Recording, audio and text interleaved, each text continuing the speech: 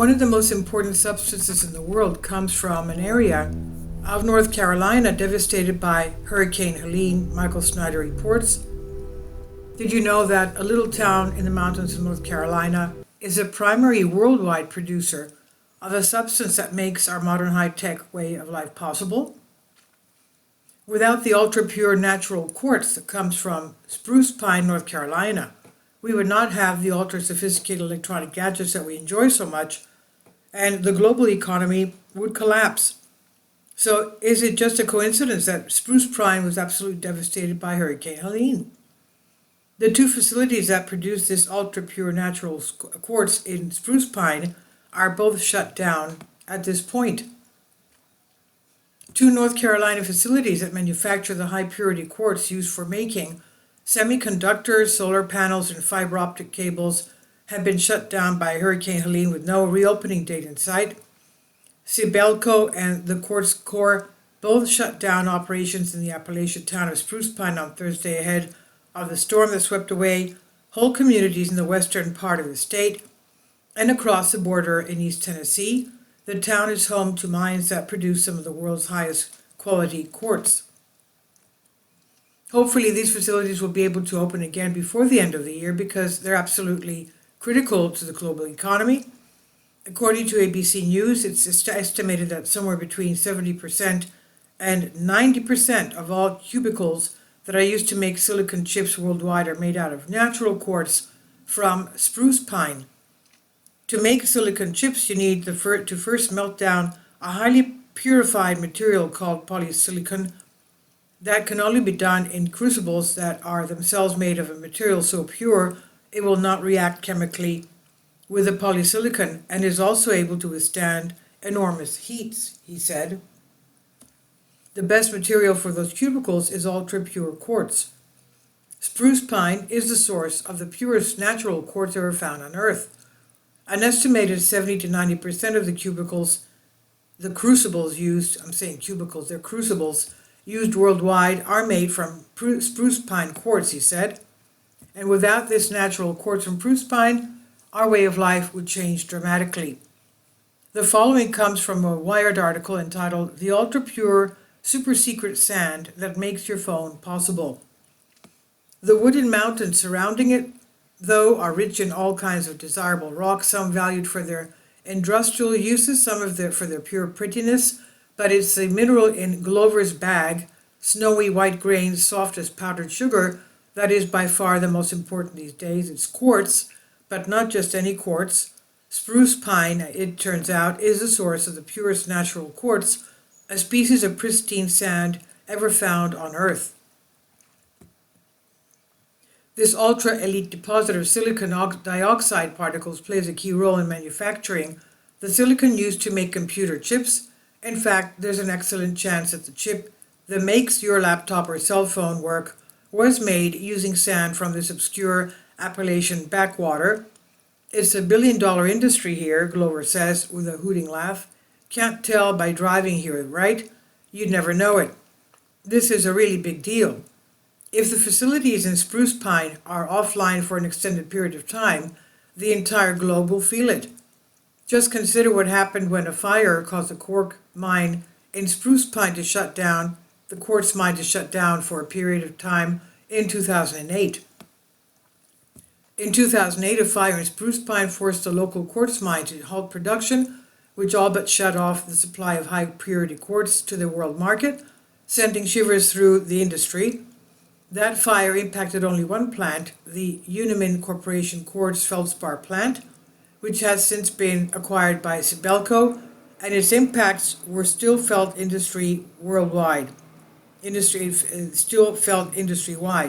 And today, demand for the semiconductors is much higher than what it was in 2008, as they're used to power newer technologies like artificial intelligence and 5G connectivity. Needless to say, what we're facing is far worse than the brief interruption that occurred in 2008.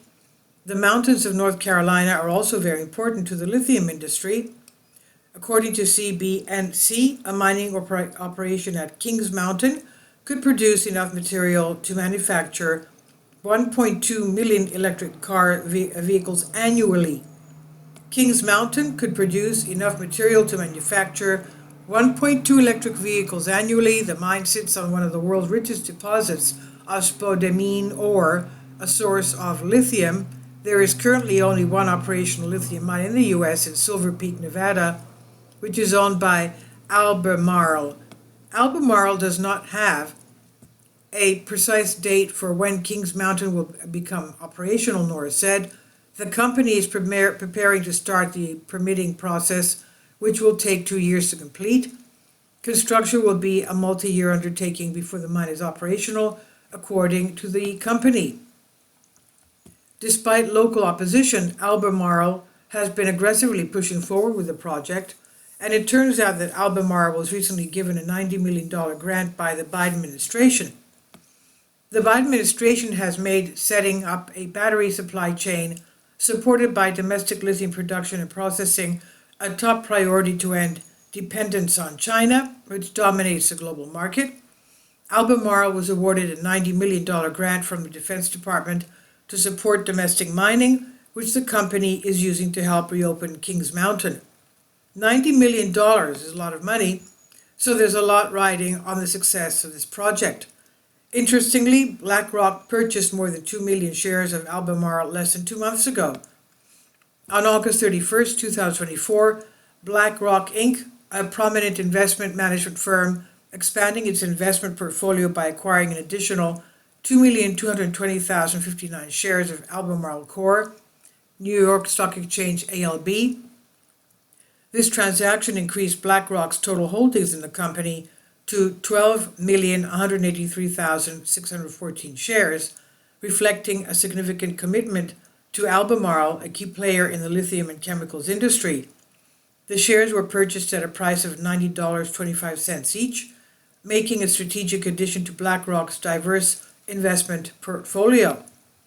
If you want to understand what is really going on out there, just follow the money. And meanwhile, vast numbers of deeply suffering local residents in the mountains of western North Carolina are still without clean water. Perhaps the greatest irony of Helene is the dire lack of potable water after the floods. The storm completely destroyed Asheville's water supply system.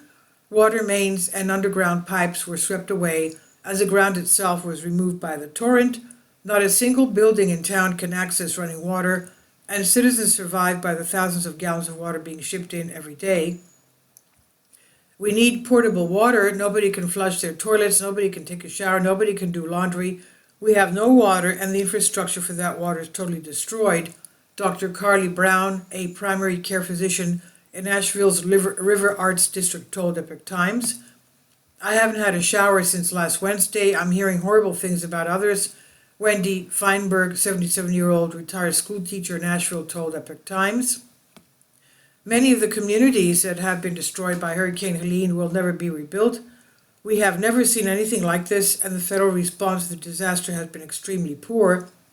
But of course, there seems to be plenty of money to send overseas. Just 2 days ago, Kamala Harris posted the following: the people of Lebanon are facing an increasingly dire humanitarian situation. I'm concerned about the security and well-being of civilians suffering in Lebanon and will continue working to help meet the needs of all civilians there. To that end, the United States will provide nearly $157 million in additional assistance to the people of Lebanon for essential needs such as food, shelter, water, protection, and sanitation to help those who have been displaced by the recent conflict. This additional support brings total U.S. assistance to Lebanon over the last year to over $385 million. How tone deaf can she be? Enormous numbers of victims in Florida, Georgia, South Carolina, North Carolina, and Tennessee are not getting the help that they need, but she wants to send $157 million to Lebanon. Is she serious? Sadly, this is just the beginning of the chaos that's coming. More historic natural disasters are on the way, global war will intensify, and the upcoming election will cause a tremendous amount of turmoil. So I would encourage everyone to get prepared while they still can, because you never know when the next major crisis will strike. This is by Michael Snyder on the Economic Collapse blog. Please leave your comments, and thank you for your support. About the author, Michael Snyder's new book entitled Why is available in paperback and for Kindle on Amazon. He's also written 8 other books available on Amazon, including Chaos, End Times, 7-Year Apocalypse, Lost Prophecies, Future America, The Beginning of the End, and Living a Life That Really Matters. When you purchase any of Michael's books, you help to support the work that he's doing. You can also get his articles by email as soon as he publishes them by subscribing to his Substack newsletter. Michael has published thousands of articles on the Economic Collapse blog, End of the American Dream, and the Most Important News, and he always freely and happily allows others to republish those articles on their own websites. These are such troubled times when people need hope. John 3:16 tells us about the hope that God has given us through Jesus Christ. For God so loved the world that he gave his only begotten Son, that whosoever believeth in him should not perish but have everlasting life. If you have not already done so, we strongly urge you to invite Jesus Christ to be your Lord and Savior today. Support my Patreon account.